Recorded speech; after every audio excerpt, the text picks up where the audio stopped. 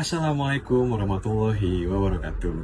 Perkenalkan, nama saya Erlangga Adeli Hanan Pratama dengan NIM 3524-10828. Pada video ini, saya akan mempresentasikan tugas UAS mata kuliah program komputer dengan topik penjadwalan produksi sederhana pada studi kasus industri manufaktur. Penjelasan studi kasus. Studi kasus yang saya ambil adalah sebuah pabrik mebel yang memproduksi 3 jenis produk, yaitu kursi, meja, dan lemari.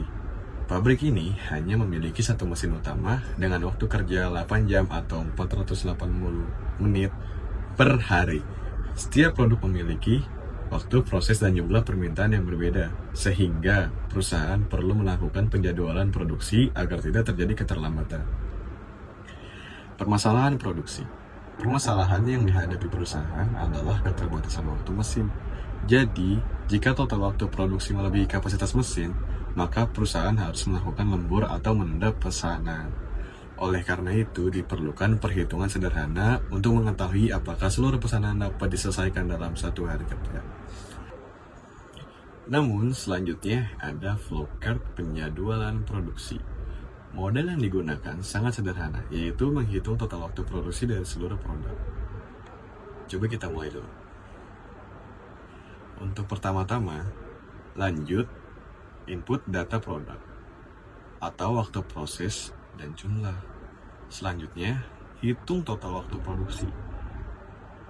Dan yang ketiga, bandingkan dengan kapasitas mesin. Entahkah itu produksi cukup atau produksi tidak cukup atau perlu lembur. Jadi, selesai. Hanya itu saja untuk flowchart penjadwalan produksi. Sangat singkat, bukan? Namun, selanjutnya ada penjelasan program Python. Penjelasan video di bawah. Pada bagian ini, saya mendefinisikan data produk yang akan diproduksi. Variabel produk, berisi nama produk, kemudian waktu proses, menyatakan waktu yang dibutuhkan untuk memproduksi satu unit produk dalam satuan menit.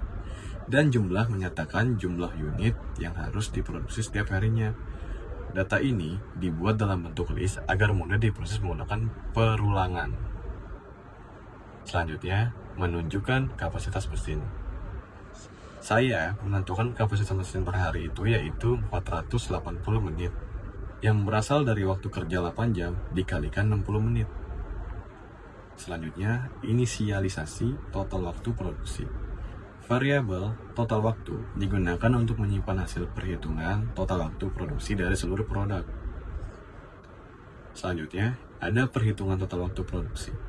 Perhitungan dilakukan menggunakan perulangan dalam kata for. Program akan mengendalikan waktu proses per unit dengan jumlah produksi untuk setiap produk.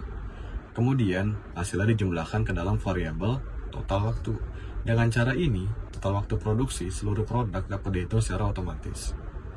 Selanjutnya, menampilkan informasi waktu produksi. Setelah perhitungan selesai, program menampilkan total waktu produksi serta kapasitas mesin agar hasilnya dapat dibandingkan dengan jelas. Selanjutnya, pengambilan keputusan. Pada bagian ini, digunakan struktur keputusan if atau else. Jika total waktu produksi lebih kecil atau sama dengan kapasitas mesin, maka produksi dapat diselesaikan dalam satu hari. Namun, jika total waktu produksi melebihi kapasitas mesin, maka produksi tidak dapat diselesaikan dan diperlukan lemburan. Nah, mari kita coba.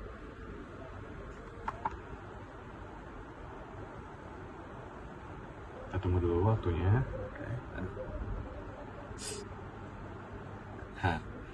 Total waktu produksi adalah 740 menit, sedangkan kapasitas mesin adalah 480 menit.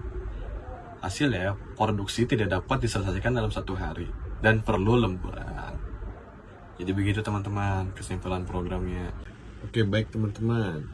Kesimpulan dalam program ini adalah, dengan program ini, perusahaan dapat mengetahui apakah jadwal produksi harian masih sesuai dengan kapasitas mesin atau tidak.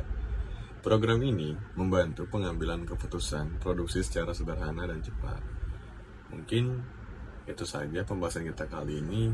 Kurang lebihnya, mohon maaf jika masih ada kurangnya. Sekian dari saya. Terima kasih. Assalamualaikum warahmatullahi wabarakatuh. Oh, you